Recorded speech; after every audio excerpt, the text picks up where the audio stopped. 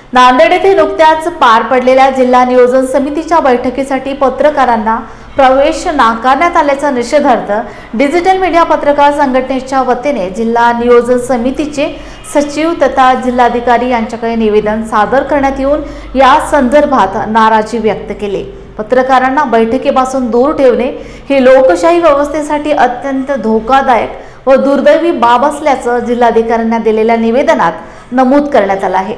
या प्रसंगी डिजिटल मीडियाचे संपादक व संघटनेचे जिल्हाध्यक्ष प्रवीण खंदारे, शेख जावेद, महेंद्र देमगुंडे, कुंवरचंद मंडले, शेख मौला गंगाधर गच्चे, भैयासाहेब गोडबोले यांच्यासह डिजिटल मीडिया पत्रकार संघटनेचे पदाधिकारी व पत्रकार मोठ्या संख्येत उपस्थित होते। काही दिवसापूर्वी डीपीडीसीची बैठक झाली आणि या बैठकीमध्ये पत्रकारांना बसू दिल्या गेल्या नाही।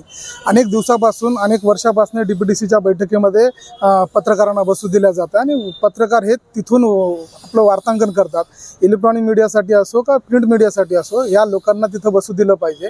नेमका नांदेड जिल्ह्याचा विकास कोणत्या पद्धतीने होतोय आणि कोणते मुद्दे त्या ठिकाणी मांडले जात आहेत हे लोकांपर्यंत पोहोचण्यासाठी माध्यमांच्या प्रतिनिधींना तिथं बसू दिलं पाहिजे, अशी आमच्या संघटनेची मागणी होती। आणि एकूणच पाहता त्या ठिकाणी जे आपण जर पाहिलात तर लोकसभेमध्ये असेल त्याच ठिकाणी सुद्धा लाईव्ह होतं, विधान भवनामध्ये सुद्धा हे लाईव्ह होतं।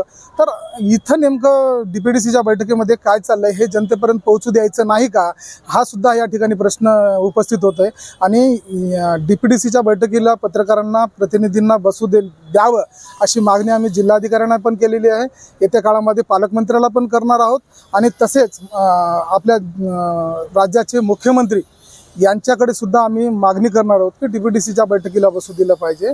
आणखी एक मुद्दा महत्त्वाचा म्हणजे की डीपीडीसीच्या बैठकीला जे आमचे पोलीस बांधव या ठिकाणी बंदोबस्तासाठी येतात, त्या ठिकाणी तिथल्या कॅन्टीनवाल्यांनी त्यांना पाणीसुद्धा त्यांच्या हातातून हिसकाटून घेतलं, हा सुद्धा मुद्दा निषेधार्ह आहे।